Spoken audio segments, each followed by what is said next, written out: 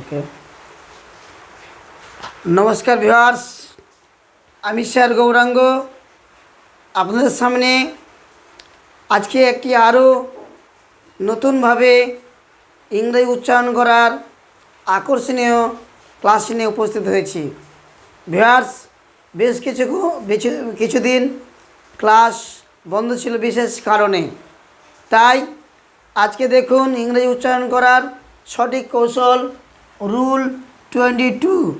দেখুন রুল 22 কী বলছে, দেখুন বলছে ইংরেজি শব্দের প্রথমে পিএস পাশাপাশি থাকলে এবং পি এর পর কোনো ভয়েল যদি না থাকে তাহলে দন্তস্ব উচ্চারণ হবে।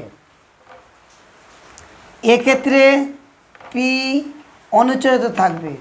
ভিউয়ার্স, পিএস দিয়ে ইংরেজি ওয়ার্ড শুরু হলে পি এর পরে ভাওয়াল যদি না থাকে তাহলে আমরা উচ্চারণ করব দন্তস্ব। পি এখানে সাইলেন্ট লেটার থাকবে। আমরা উদাহরণ দিলেই বুঝতে পারবেন। দেখুন উদাহরণ কি বলছে, বলছে পিএস। দেখুন পিএস পাশাপাশি রয়েছে, কোনো ভাওয়াল নেই পি এর পরে, ওয়াই সিএইচই উচ্চারণ আমরা করবো কি সাইকি। সাইকি মানে হচ্ছে আত্মা। তারপরে উদাহরণ দেখুন পিএস ওয়াই সিএইচও উচ্চারণ কী করবো আমরা সাইকো। দেখুন পিএস উচ্চারণ হচ্ছে কি দন্তস্ব সাইকো। সাইকো মানে মন। আর একটি খুবই ভাইটাল ইংরেজি শব্দ রয়েছে যেটা অনেকে উচ্চারণ করতে ইতস্ত বোধ করে। দেখুন বলছে পিএস ওয়াই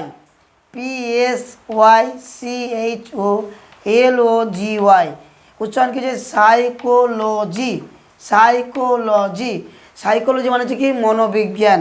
ভিউয়ার্স, আমরা যখন সাইকোলজি উচ্চারণ করতাম মনে রাখার জন্য আমরা এটা উচ্চারণ করতাম কি পিসি চলো যাই, কিন্তু সঠিক উচ্চারণ করেছি সাইকোলজি, এটা পিএস দিয়ে শুরু হয়।